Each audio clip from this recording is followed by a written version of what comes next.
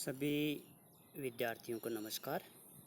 मैं डॉक्टर पवन कुमार जांगिड़, सहायक आचार्य चित्रकला। आज हम बात करते हैं मोनालिसा पेंटिंग के बारे में। मोनालिसा पेंटिंग किसने बनाई? यह पेंटिंग, यह व्यक्ति चित्र आज विश्व में इतना प्रसिद्ध क्यों है? इन सब बातों का अध्ययन आज हम इस वीडियो के अंतर्गत करेंगे। विश्व में बहुत ही गिने चुने विलक्षण प्रतिभाशाली व्यक्तियों में नाम आता है लियोनार्दो विंची का।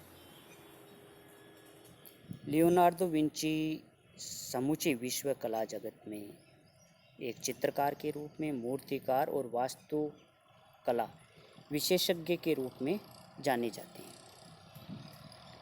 इनको अधिकांशतः लोग चित्रकार, मूर्तिकार या वास्तुकला विशेषज्ञ के रूप में जानते हैं। किसको? लियोनार्दो विंची को। लेकिन बहुत कम लोग जानते हैं कि लियोनार्दो विंची इसके अतिरिक्त एक आविष्कारक, एक इंजीनियर, एक भूगोल शास्त्री, एक शरीर विज्ञानी, एक खगोल शास्त्री, एक प्रकृति प्रेमी भी था। लियोनार्दो ने इन सब असाधारण उपलब्धियों को अर्जित किया।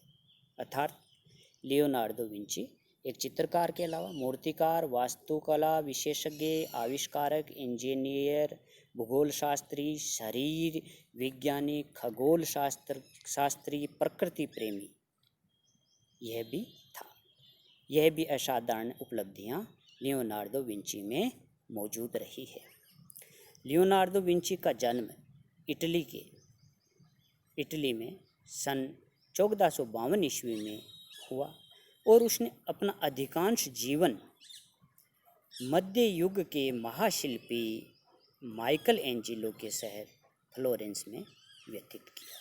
अर्थात अधिकांश जीवन इनका अधिकांश जीवन फ्लोरेंस शहर, जो माइकल एंजेलो का शहर है, वहाँ पर व्यतीत हुआ।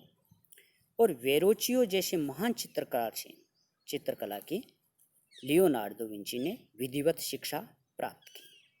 तो अपने जीवन काल में लियोनार्दो विंची ने the Last Supper, Madonna, the Virgin and Child with Saint John, the Baptist, Saint Anne, the Annunciation, Adoration of the Magi आदि अनेक जगत विख्यात चित्रकृतियों का निर्माण लियोनार्दो विंची ने किया। लेकिन सबसे प्रसिद्ध उनका जो चित्र है वह मोनालिसा माना जाता है। अब मोनालिसा कौन है?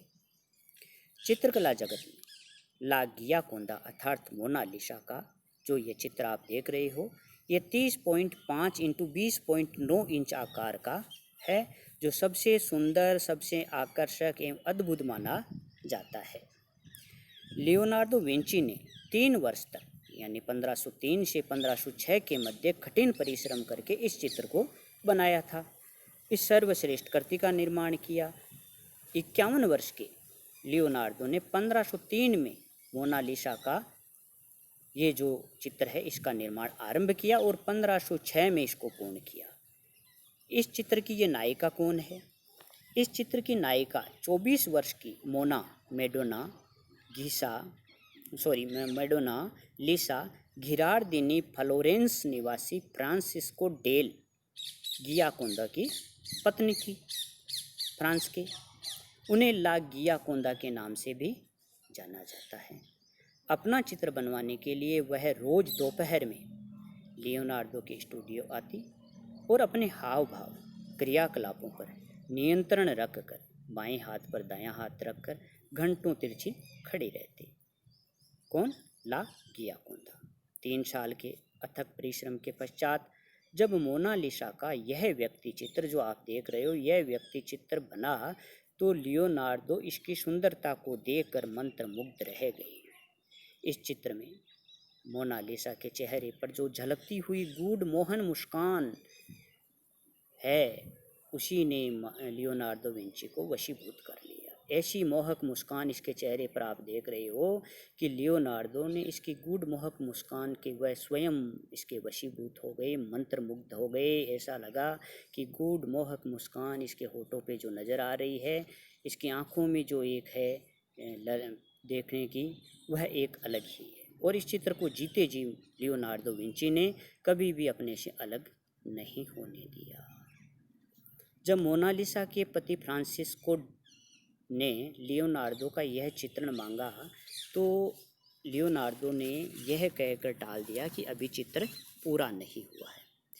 इसके अलावा यह भी कहा जाता है कि इसको फ्रांसिस्को डेल जो मोनालिसा के पति है, उनको यह चित्र पसंद भी नहीं आया और उन्होंने इसका मेहताना देने से मना कर दिया, ऐसा भी कहा जाता है। सन 1516 में लियोनार्डो विंची इटली छोड़कर फ्रांस चले आए और वहाँ के शासक राजा फ्रांसिस प्रथम ने मोनालिसा पाने के लोभ में लियोनार्डो को लोइरे घाटी में रहने के लिए एक महल दिया, लेकिन लियोनार्डो ने यह चित्र उनको नहीं दिया। इसके लिए फ्रांसीसी प्रथम ने लियोनार्डो को 4000 गोल्ड फ्लोरिन भी दिए, परंतु मोनालिसा का चित्र पर उनका अधिकार लियोनार्डो विंची के जीते जी नहीं हो पाया और लियोनार्डो की मृत्यु के पश्चात ही यह चित्र उनको मिला। हालांकि मोनालिसा से लियोनार्डो का कोई व्यक्तिगत संबंध नहीं था। यह चित्र बनने के बाद में लियोनार्डो ने कभी ये नहीं जानने का प्रयास किया कि वह कैसी है, परंतु उसी मोनालिसा के इस चित्र को उन्होंने हमेशा अपने साथ बनाए रखा। चित्र को उन्होंने हमेशा अपने साथ में रखा। लियोनार्डो के निधन अर्थात मृत्यु के पश्चात ही यह चित्र फ्रांस में राजा महाराजाओं के अधिकार में चला गया और सन 1800 में यह नेपोलियन बोनापार्ट के अधिकार में रहा, जिसने इसे अपने शयन कक्ष में लगा रखा था। अंततः आखिर में यह अपने वर्तमान स्थान पेरिस के लूव्र संग्रहालय में पहुंच गया। कुछ लोग ऐसा भी मानते हैं कि जो लूव्र संग्रहालय में रखा है चित्र वह मूल नहीं है, उसकी अनुकृति है, लेकिन इस बात के कोई प्रमाण नहीं है। विगत लगभग 5 शताब्दियों में मोनालिसा का यह चित्र बहुत कम बार फ्रांस के बाहर गया।